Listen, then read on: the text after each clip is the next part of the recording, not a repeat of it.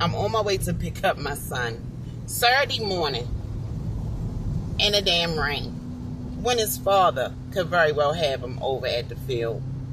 But of course, we know he's not going to be there. Mind you, they're over at the field now because you got to be there 2 hours before the game even starts. And yo, this nigga, like, here's the thing. Rather me go back and forth with this bum, I know the day that I had a problem with choosing men like that. I didn't see it back then, but I went through some shit that made me see it today, so I could fix some shit within me. But I'ma just get him in front of the judge. That's it. I'm gonna give you what you want, because remember, you started this when you had to put me in front of the judge before. See, people don't be understanding. Like, if I'm cool. I take a lot of stuff. But when I'm ready to, like, fight back, now I'm fighting back the right way. I'm not doing all the extra stuff. It pains me to keep asking him to help. And this is not my time that I'm supposed to have him. I worked last night. I should be getting up this morning, doing my laundry, going to the gym, running some errands, picking up some household stuff. But no. And he doesn't have to do any of that. He's right there doing nothing. He has no job. He's not disabled. Anything. He's just like the Grinch. He's like a grouch. And he ain't inconvenienced or anything. He's sleeping good. I bet you he got beer and cigarettes.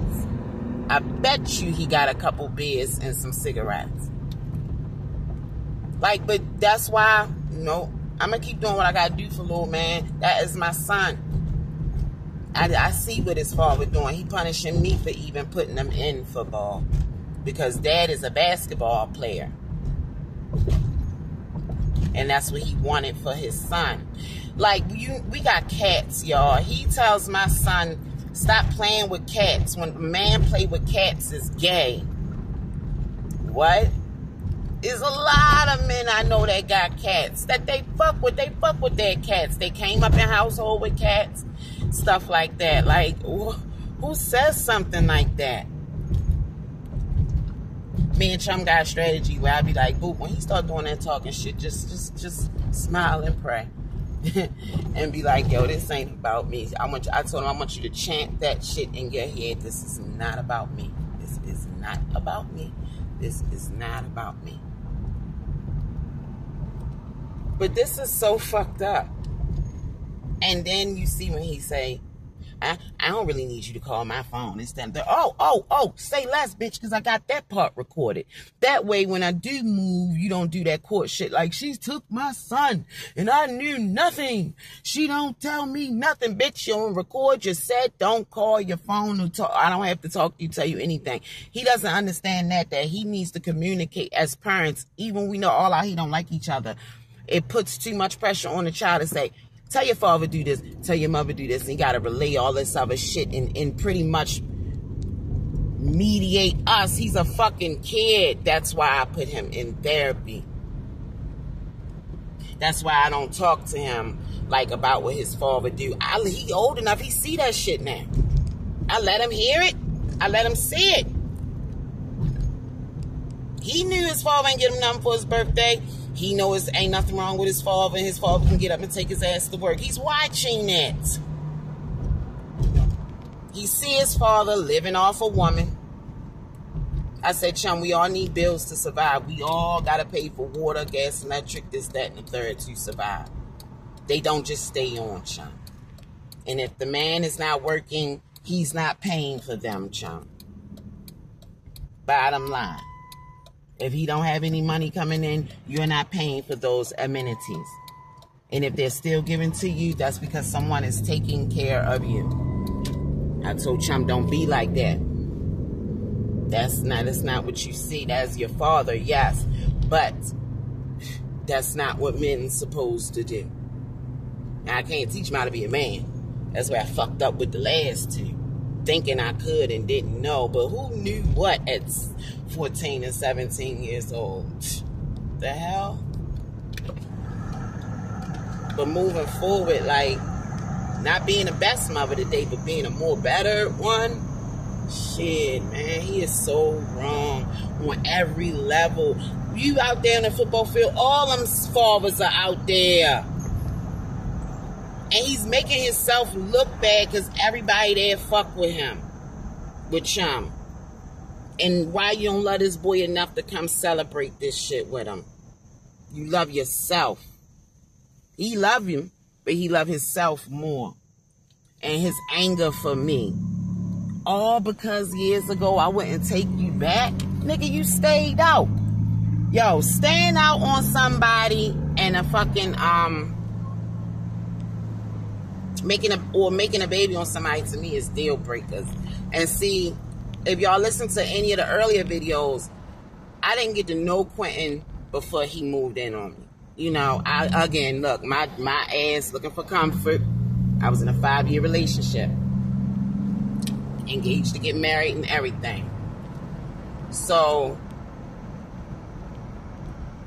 you know, I just, again, making the same mistake I made moving forward 10 years later. I can't make this shit up. I'm dragging myself. You ain't got to drag me. Don't worry, y'all. I am dragging myself. But, it's just fucked up. It's so fucked up, yo. I wanted to go get my nails and stuff done. And just fold my laundry. You know, I didn't want to move my truck today other than going to Chum's game and going back home. This is what he do, though. This is what he do. So when he stayed out, it was like, I wanted out anyway. Because, let's rewind to toxic ass mommy.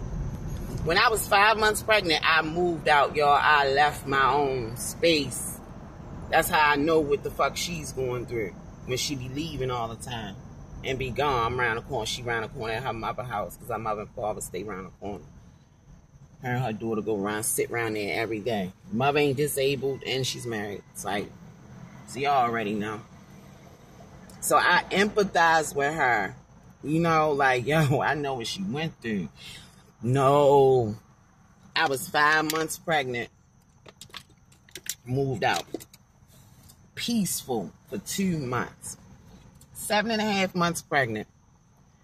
My mother set me up. Set me up. And that's how Quentin got my address. She said he called, he came past her house crying, talking about I'm taking his son like the last girl did, and he ain't gonna never see his son and all this other shit. No, you went looking for me because this nigga needed a place to stay. And why you can't support your daughter? If I leave somebody, that's it. Support me on why I left. Like, when I look at a lot of shit when it comes to me and her, all the bad things that has happened to me, they surfaced around her. Something she did. Something she put me into. Always giving out my number. Always giving out my information.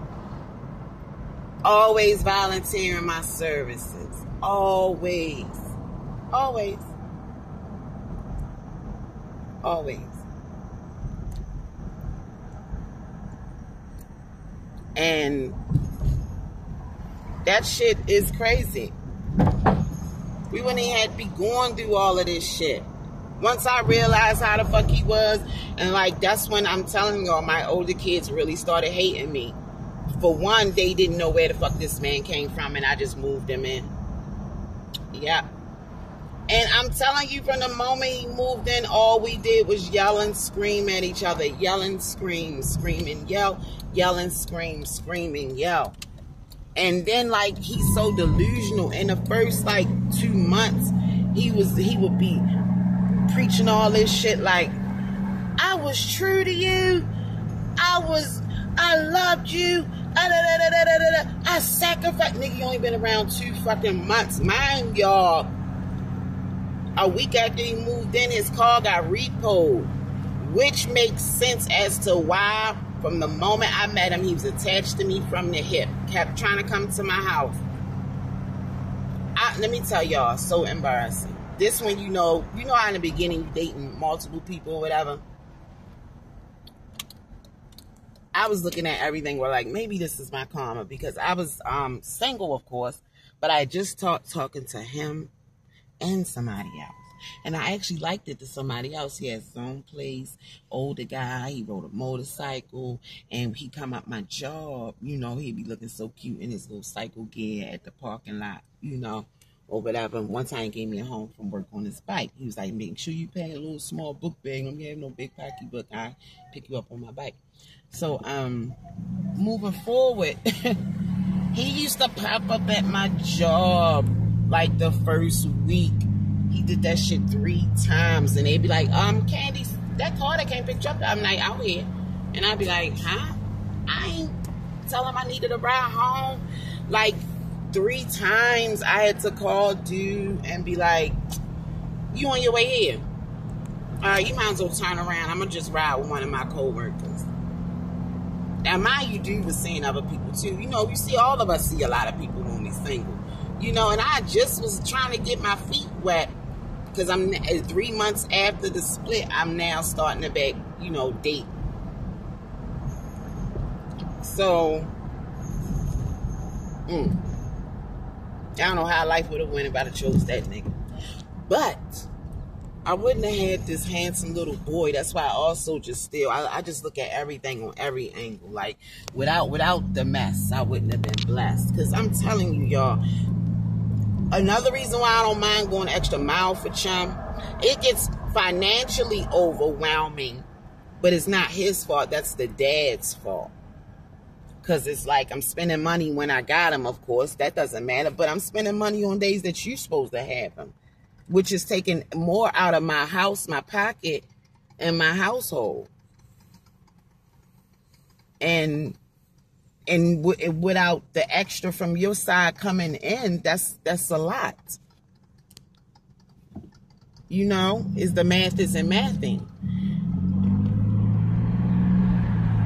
But I'm just tired. I'm tired of being tired. That's for damn sure. And I've just been prolonging and dragging and procrastinating with the going to the courts. Because there's so much other shit that I'm doing. And on top of that, I got to sleep and go to my doctor's appointments and stuff. But you doing this, I don't mind going an extra mile for him. But what I'm going to do is, no, bitch, we going to do it the right way. They're going to see that I always got them, so they're going to modify the visitation. Instead of you getting them Thursday to Sunday like you supposed to, since you haven't been, just let me give them to you on the weekends. And as long as it's a weekend that he ain't got football practice, he is with you. You get him on the weekends that he doesn't have football practice. Or better yet, you get him on the weekends, and even the coaches said that, yo, Candy, we'll go pick him on Saturdays, we'll go grab him for the game. You just make sure you come get to the game, go back, enjoy your weekend. So, like, the coaches are working with me. So you doing all this extra shit. You trying to make your son suffer. If it wasn't for me going the extra mile, this boy really would suffer. He wouldn't have the video game he asked you for. He wouldn't have a lot of stuff that he has asked you for that I went and picked up after waiting. He wouldn't have a haircut. He was literally fucking suffer. And it's all at the hands of, you know, I ain't got transportation. You know, I ain't working right now. No, bitch, you know you ain't got transportation. You know you ain't working right now. That's not his problem.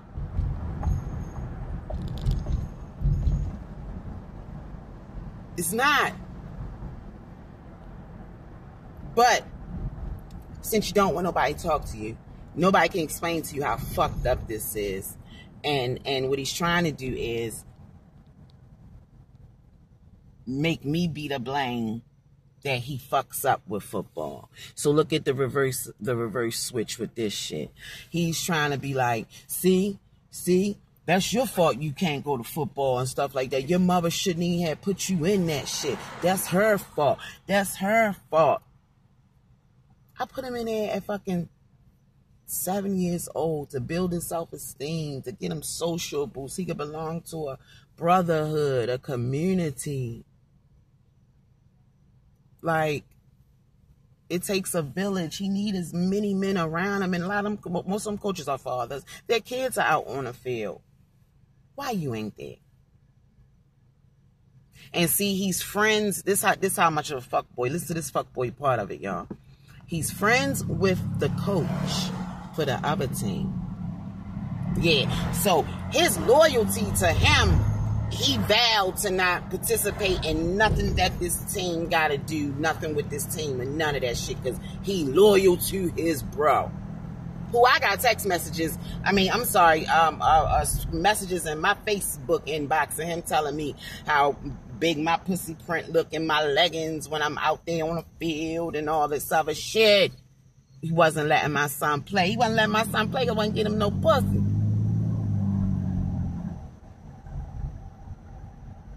You such a dick riding your homeboy, and the homeboy trying to fuck your baby mother, dummy. Men be so loyal to their homeboys. Don't even be knowing the whole time. The homeboys is the ones that be like, I don't know why yo act like that. Like, yeah, he crazy. He don't make no damn sense. Shit like that. Come on, Carl. What the fuck is you doing? Sorry, I'm just venting, y'all, as I take this ride.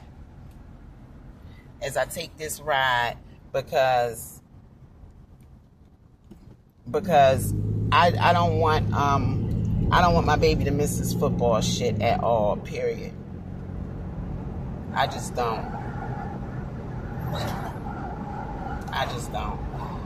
And I'm just getting it all out just to blow this steam off before I pick him up, because I don't even want to discuss it with him. He knows I'm here for him. He knows. I told him, I looked at him, I said, baby, guess what? As long as I got air on my body, I get you to where you gotta go. And I'm gonna go back to the courts and ask for some help, because check this shit out. He's trying to have me in contempt by keeping him Thursday to Sunday. Motherfucker, I got him on the weekends instead of football by fucking force, motherfucker. You don't think I want a break? It's just that, unfortunately, I can't get one. But see, where he messed up at is that Chum is not a baby no more, so he don't even stop shit. Like, and he's not a bad kid that's in the way of nothing. I'm single, so I'm not in a relationship that I'm parading around him. I ain't got nobody laid up in my house. You know, like, I'm all right. I don't need a babysitter. I'm okay. So I don't even need you. But what he's trying to do is use the football shit against me in court. You know how dumb you gonna sound when you're trying to tell a judge you're trying to take him out of a positive activity,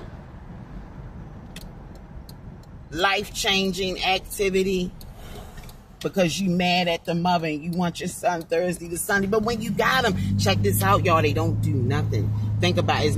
There's no money to go out and do. They literally don't do anything. He got mad because I had Chum in summer camp, and on Fridays they go swimming. So no, I wasn't dropping him off on Thursdays because Chum wouldn't make it to camp on Fridays and that was swim day. You know they want stories and all that shit to swap out and talk with their friends and stuff. And he met a lot of cool people at summer camp. This was like a football camp, but different football kids from different teams was in the camp. So, like, yeah, I signed them up. See, she keeps signing you up and all this shit on this, that, and the other. Well, just, it's not, you should have transportation to take him. So be grateful you don't ever got to sign up for nothing. Yo, you ain't never had to call. You don't know his doctor. You never had to call and make a doctor's appointment. You may have took him to them once or twice if I scheduled them on the days that you got him, and then he'd be mad about that dumb shit. Look at them. Racham. Quentin. She acting like she don't give a fuck. That's a little stepdaughter. When she get older, she gonna drag Quentin. I already know. She gonna drag him. My son says she already be cussing him out, telling her shit like, they ain't my father. Come on, boy.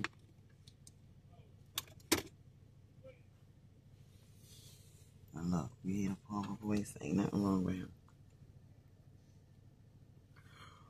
Ain't nothing wrong with him. He ain't handicapped and shit.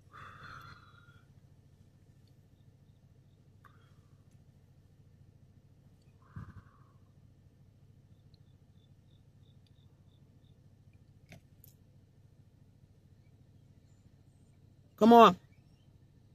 Ain't nothing wrong with his father. Faster. Don't fall.